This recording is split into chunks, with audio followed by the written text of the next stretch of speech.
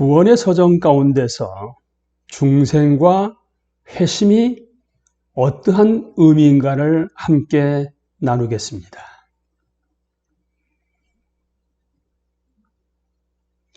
웨인 그루뎀의 성경 핵심 교리에 나와 있는 내용을 이렇게 제가 표로 정리를 했습니다. 구원의 서정은 선택, 부르심, 중생, 회심, 칭의, 이방이라는 그리스도인이 되는 것으로 끝나는 것이 아니라 성화 견인을 거쳐서, 그러니까 성화 견인과 회심의 회개의 그 부분을 묶어서 다르게 얘기한다게 되면 그리스도인의 변화되는 삶이 시작됩니다. 그리고 죽고 난 다음에 재림 때, 예수 그리스도의 재림 때 우리도 영과 육이 함께 부활합니다. 그걸 영화라고 합니다.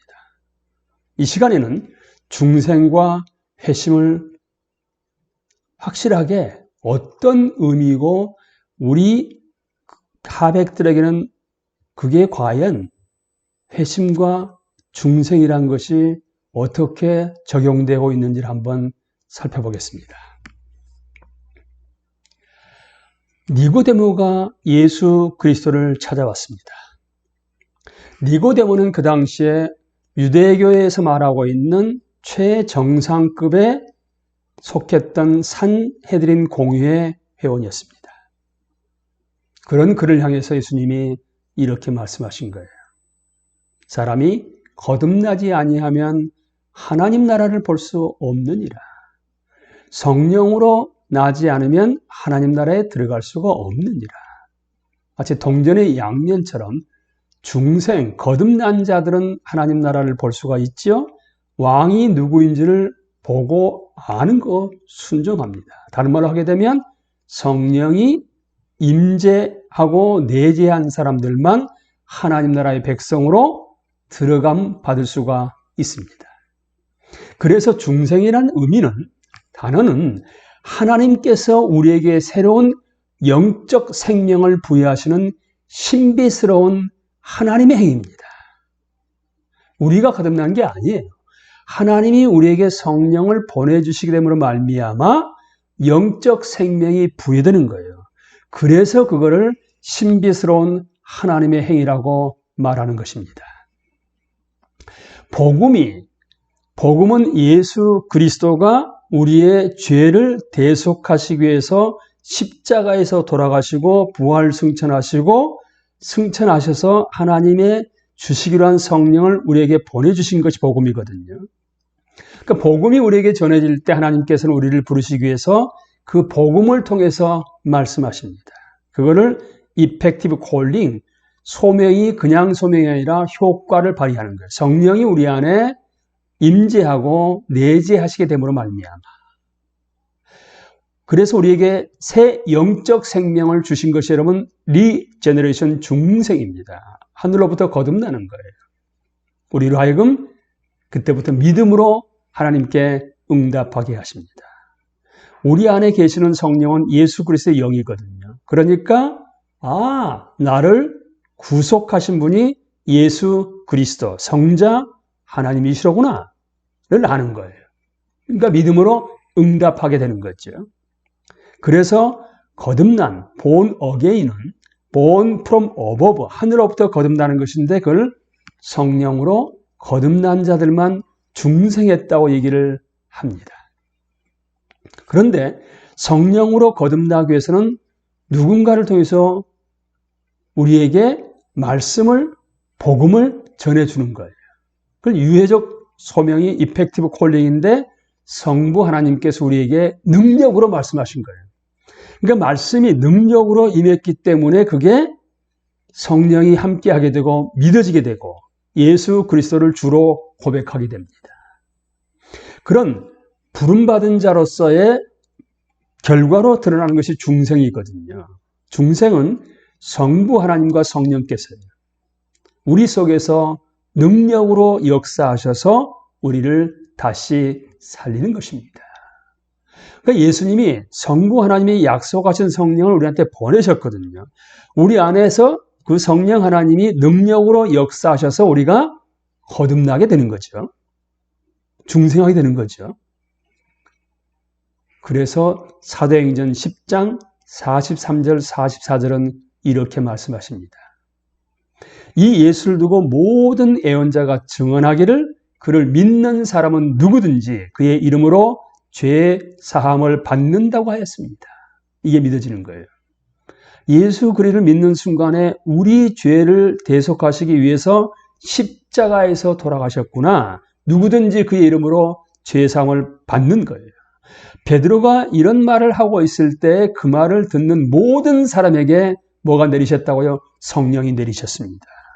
그래서 성령이 내린 그들은 중생하게 됐기 때문에 거듭나서 하나님 나라의 백성이 되었고 하나님 나라에 들어갔고 하나님 나라를 보고 보좌를 보면서 예수 그리스도의 이름으로 내가 제사함을 받았구나. 그래서 중생은 우리 안에 영적인 삶을 시작하게 만드는 하나님의 즉각적인 역사입니다. 수십 년 교회를 다녀서 성령이 임하지 않게 되면 하나님의 역사는 나타나지 않습니다, 여러분. 이제 그 중생에 이어서 회심이 동시에 주어집니다. 돌이키는 거죠. 우리의 죄를 진실하게 회개하게 됩니다. 뿐만 아니라 회개는 돌이키는 거거든요. 돌아서는 거거든요. 구원을 위해서 돌아가신 나의 죄 문제를 대속하시기 위해서 십자가에서 돌아가신 그리스도를 의지하기로 복음의 부르심에 의지적으로 응답하는 거예요. 그렇게 하게 해 주시죠. 이제는 예수 그리스도만 믿고 신뢰하고 의지하며 살아가기로 지정의에서 머리로 알고 가슴으로 수용하고 뿐만 아니라 의지적으로 응답하는 것입니다. 돌이키는 거죠. 그래서 회심이란 단어 자체의 의미는 돌아선다. 세상으로부터서 하나님 쪽으로 돌아서는 것을 얘기합니다. 그러니까 영적으로 돌아서는 것이죠. 죄로부터 그리스도께로 돌아서는 것입니다. 그래서 죄로부터 돌이키는 것을 repentance, 회개라고 얘기하는 거죠. 그리스도께로 향하는 겁니다. 세상을 보고 있던 그 모습에서 180도 뒤로 돌아서 하나님의 보좌를 보기 시작하는 것. 그리스도만을 믿고 따라가는 것. 그래서 회개는 믿음과 함께 나오거든요. 믿음은 faith도 있습니다만 신앙이라는 belief라는 단어도 있습니다. 두 개가 함께 있어요. 그러니까 구원에 이르는 참된 믿음은 뭐냐? 머리로 알고 가슴으로 수용하고 뿐만 아니라 이제 전적으로 개인적으로 예수 그리스도를 신뢰하고 따라가는 것을 얘기합니다. 다시 한번 말씀드리면 이제 지식이 있어야 되는 거지요. 듣지도 못한 일을 어찌 믿으리요? 또 들은 적이 없는 분을 어떻게 믿을 수 있겠습니까? 누구로부터 듣게 하시는 거거든요. 그러니까 우리는 그걸 또 들려줘야 할 책임이 있겠죠. 하나님 나라의 확장에 쓰임받는다 하게 되면. 그렇다 하게 되면 지식이 그게 듣는 걸로 끝나는 게 아니라 구원에 이르는 믿음이라는 것은 결단이 이루어지는 겁니다.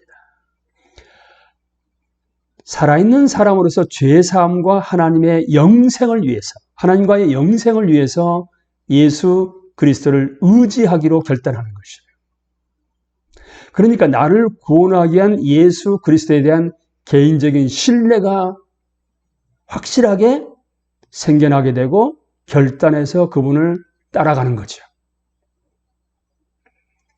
다르게 말씀드릴까요?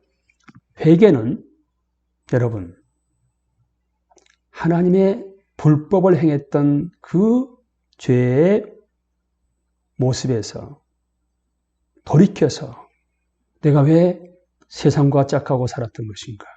참된 애통이 있고 단념을 하는 겁니다. 다시는 그런 세상적인 가치관으로 살아가지 않겠습니다. 그것을 멀리하며 그리스도께 순종하며 행하겠다는 신실한 헌신이 바로 여러분의 회개입니다. 마음에서 일어나는 일입니다. 죄로부터 돌이키기로 마음을 결정한 전인적인 행위입니다. 지정의가 통합된 전인격적인 전인적인 행위예요. 여기서 우리가 놓치지 말 게 하나 있습니다, 여러분. 죄 중에서 가장 잘못된 것이 뭔지 아십니까? 거룩하신 하나님을 대적하는 것이라는 것을 깊이 깨닫는 것입니다. 깊이 깨닫는 것은 애통과 단념으로 뭐에 대한? 죄에 대한. 죄는 거룩하신 하나님은 절대 죄를 용납하지 않습니다. 죄는 여러분 하나님의 진노의 대상이기 때문에 그렇습니다. 그래서 우리는 참된 회개가 정말 중요하죠. 죄가 나쁘다는 지적인 이해가 선행됩니다. 뿐만 아니라 머리로 가는 게 아니라 가슴으로 내려가서 애통과 혐오가 있는 거예요. 성경의 가르침에 대한 감정적인 인정인데 뭐에 대하냐? 죄에 대한 애통하고 죄를 혐오하는 겁니다. 그걸 끝나는 게 아니라 이제부터는 죄에 빠져 살지 않겠다고 돌이키려는 개인적인 결단이 있죠. 죄를 끊고 대신에 그리스도를 순종하는 삶을 살려는 의지의 결단이 있습니다. 지정의가 함께 참된 회개에 들어가 있습니다. 죄 중에서 가장 잘못된 것이 거룩하신 하나님을 대적하는 것이라고 깊이 깨닫고 참된 회개를 하는 삶을 사십시오.